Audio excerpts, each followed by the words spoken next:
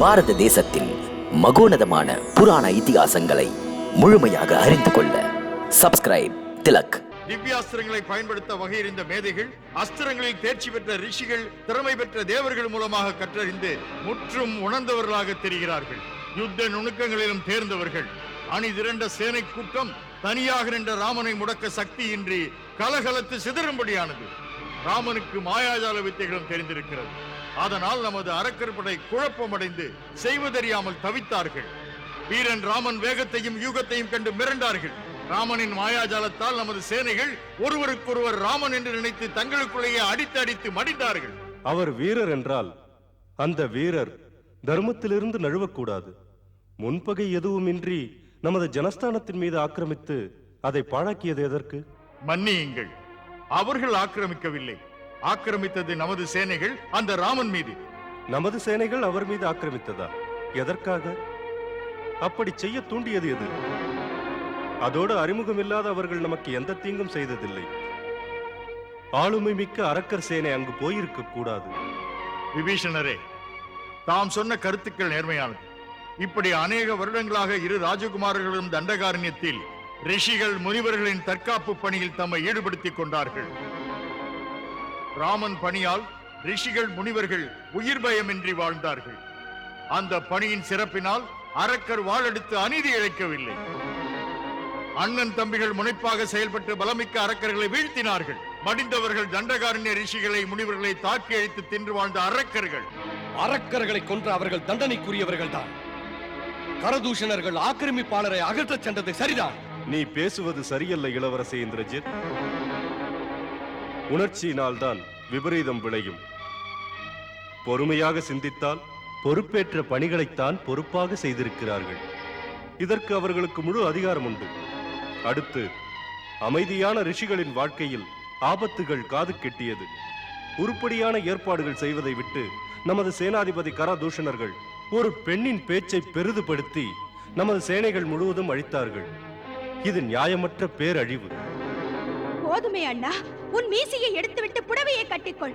இந்த மன்றத்தில் நீ எதற்கு? தங்கை இப்படி தாக்கப்பட்டு வந்திருக்கிறேன். நீ உன் நீதியை சொல்லி போதிக்கின்றாய். நீதி நெறி சிந்தனைகள் வீர குலத்துக்கு தேவையற்ற ஒன்று. நெறியற்ற வீரத்தால் நல்லது விளையாது.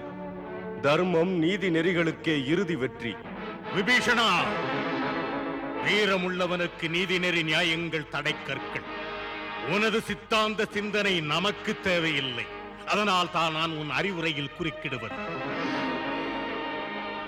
நமது அரக்கர் ஜாதி சிறப்பு மிக்கது. யாரோ மானிடன் சிறப்பு மிக்க அரக்கர் மகளை சீண்டி பார்ப்பதோ? அப்படி செய்தவன் கையை வெட்டி எறிவே. விழி திறந்து பார் நம் சகோதரி பட்ட காயத்தை. வன்முறைக்கு வலிமையில் பதிலடி கொடுப்பது என் நீதி. அங்குள்ள அழகையை அபகரித்து வருவேன். அந்த இரு வீரர்களையும் பெட்டி பாம்பாய் அடக்கி நமது அரக்கர்களிடையே வீசி எறிவேன். மன்னிக்க வேண்டும் என் மன்னவா. பிரச்சனையை தீர்க்க தாமே நேர்பட போவது உகந்த முறையல்ல. அந்த வயதில் இளைய ராஜகுமாரருடன் வான் புகழும் இலங்கை வேந்தன் யுத்தம் செய்தல் உங்கள் வரலாற்று சிறப்புக்கு இழுக்கும் அண்ணா. வயதில் சிறியவர்கள் கரதூஷணனை போன்ற மாவீரருடன் ஜனஸ்தானத்தில் சக்தியை காட்டியிருக்கிறார்கள். அவ்வாறிருக்க ராவணன் சொல்வதுதான் ஏற்றது. மன்னா, இப்படி இரு மானிடர்களை அழிக்க இலங்கை வேந்தனே செல்வதால் யாருக்கு சிறப்பு? அதோடு ஒருவேளை கரதூஷணன் கதை எப்படியோ ஒரு வகையில் தங்களுக்கும் தொடருமானால் இலங்கை பேரரசின் எல்லா சிறப்பும் கரைபட்டு போகும். மாமன்னா, தாம் சதியால் அவன் கதையை முடியுங்கள். ராமன் சீதையை உயிரையும் விட மேலாக கருதுகிறார். சீதை கடத்தப்பட்டால் ராமனை அந்த சோகமே தின்றுவிடும் மன்னவா. பிறகு அவனை நீர்மேல் குமிழி போல் உடைத்து விடலாம் மன்னவா. மன்னா, சேனாபதி கருத்தினை சிந்தித்து பார்ப்பதுதான் நல்லது. மன்னா, அது நீதிக்கு விரோதம். சற்று மூடிக்கொள் உன் வாயை. இலங்கேஸ்வரா, ஒரு ஒழுக்கமற்ற வனவாசி உன் பாசத்தங்கை மூக்கை அறுத்தான். இளநங்கை என்று பாராமல் நடந்தான். நியாயமற்றவனுக்கு தண்டனை என்ன? உன் தங்கையை அவமானப்படுத்தியவனை நீயும் அவமானப்படுத்தி பழிவாங்கு அண்ணா. ஆம் அண்ணா, அப்படி அவன் பழிவாங்கப்படும் போது அது பொறுக்க முடியாமல் மடிவான். ஒரு பெண்ணுக்கு அவமானம் ஏற்படும் போது தாங்காமல் மடிவான், கூனி குறுகி மடிவான், தவித்து மடிவான். ஏற்கிறேன். ஏற்புடைய கருத்தினை நேரத்தில் சொன்னாய். சதியால், பலத்தால், சூழ்ச்சியால் சீதையை எப்படியாவது கடத்திவிடு அண்ணா. மோகினியாளின் மானம் இழந்தால் சூர்பனகின் இதயத்தை அணையும் அண்ணா. காத்திரு அன்பு தங்கையே, செல்கிறேன். இது உங்கள் தகுதிக்கு, உங்கள் வீரத்துக்கு இழுக்கு.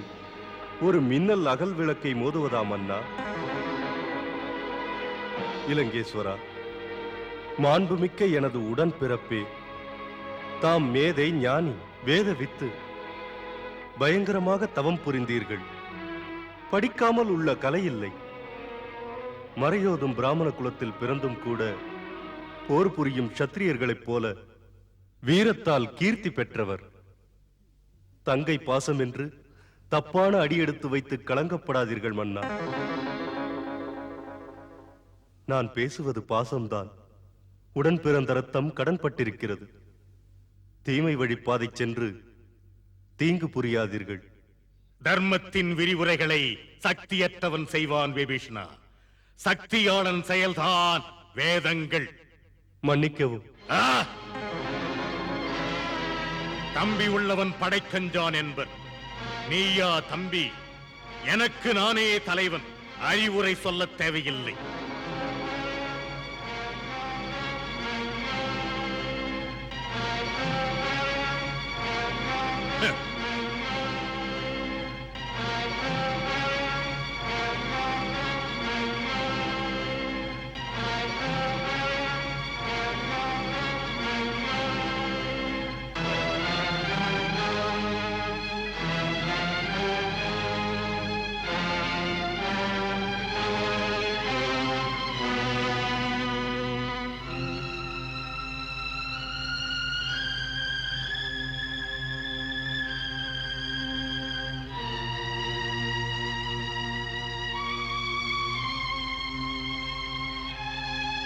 அண்ணா, இந்த தயக்கம் தடுமாற்றம் தேவையில்லை.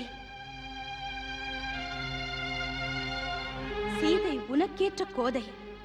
அந்த கொஞ்சம் மொழியாளை கடத்த மூக்கை அறுத்துக் கொண்டேன் நான். அவனுடன் மோதி கரணம் தூஷணனும் இறந்தார்கள். அப்படிப்பட்டவளை இனி அப்படியே விட்டுவிட்டால் அப்புறம் உன்னை ஆற்றலற்றவன் என்று ஊர் சொல்லும் அந்த கரை அழியவே அழியாது.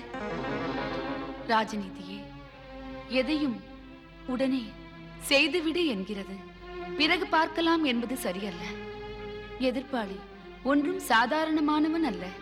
அவன் தானே கரண் தூஷணனை மடியச் செய்தான். அவன் இதற்கு மேலும் வளர்வதற்கு முன்னால் தக்க முறையிலே அடக்குங்கள். தாம் அரசர். தாம் செய்யும் செயல்கள், அதன் பின் விளைவுகள் எல்லாம் இலங்கை மக்கள் தலைமீதுதான். தாம் எடுக்கும் முடிவுகள் தரம் தாழவே கூடாது மன்னா. உங்கள் ஆட்சி மண்டபத்தில் விபீஷ்ணரும் இப்படியெல்லாம் சொன்னார் என்றார்கள். விபீஷ்ணர் ஆண் இல்லை அண்ணி. அவர் ஒரு கோழை. அவருடைய ரத்தத்தில் வீரம் துளி கூட இல்லை. மண்டோதரி அண்ணி, இப்படி ஒரு அண்ணன் எனக்கு எதற்கு? அவருக்கு மீசை எதற்கு? அலங்கார பதவி எதற்கு? மன்னா, சீதை கிணையாக அதிரூப சுந்தரி இங்கே அந்தப்புரத்தில் இருந்தால் உன் பெருமைக்கு அது மேலும் பெருமை. சீதையின் பேரழகை ஒருமுறை நீ பார்த்தால் காலமெல்லாம் கண்கள் வேறெதையும் பார்க்கவே விடாது. பெண்களையே பித்தாக்கும் பேரழகி. சூர்பனகை, நங்கையின் இதயத்தில் இருப்பது என்னவென்று நங்கைக்கு தெரியாதா? பேசாதே இனியும். நீ போய் மூக்கர்ந்து வந்ததற்காக திறமையில் இமயம் போன்ற உன் அண்ணனை திருடனைப் போல் செயல்படச் சொல்வதோ? சுவாமி, தங்கை சொன்ன பேரழகி தங்களுக்கு தேவை என்றால் ஒரு வீரனைப் போல யுத்தம் புரிந்து அடையுங்கள். ஒரு திருடனைப் போல் கொண்டு வந்தால் உங்கள் புகழுக்கு ஏற்றதா? சுயநல உணர்வில் நான் சொல்லவில்லை. உங்கள் புகழ் கெடக்கூடாது என்று சொன்னேன். பிறன்மனை நாடினால் அந்த பாவம் உங்களை தலைநிமிர விடாது. எனக்கு அறிவுரை. மகாராணி அளவோடு பேசு.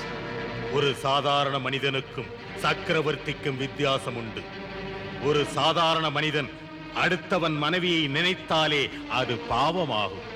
மன்னவன் என்றால் நாட்டின் உடைமையெல்லாம் அவனது உரிமைதான். சீதையும் எனக்கு உரிமைதான். காட்டிலே இருப்பவனுக்கு அழகு மனைவி எதற்கு? இலங்கை வேந்தனின் இன்பபுரி ராணியவள். என்னை தடுக்க யாருக்கு உரிமை இல்லை. இலங்கை அரசன் இதயத்திற்குள் படிந்து விட்ட ஆசை இது. எப்படியும் முடிப்பே. லங்கேஸ்வரன் நினைத்தால் நடந்தே தீரும். பாவம் ஏது, இதில் புண்ணியமேது?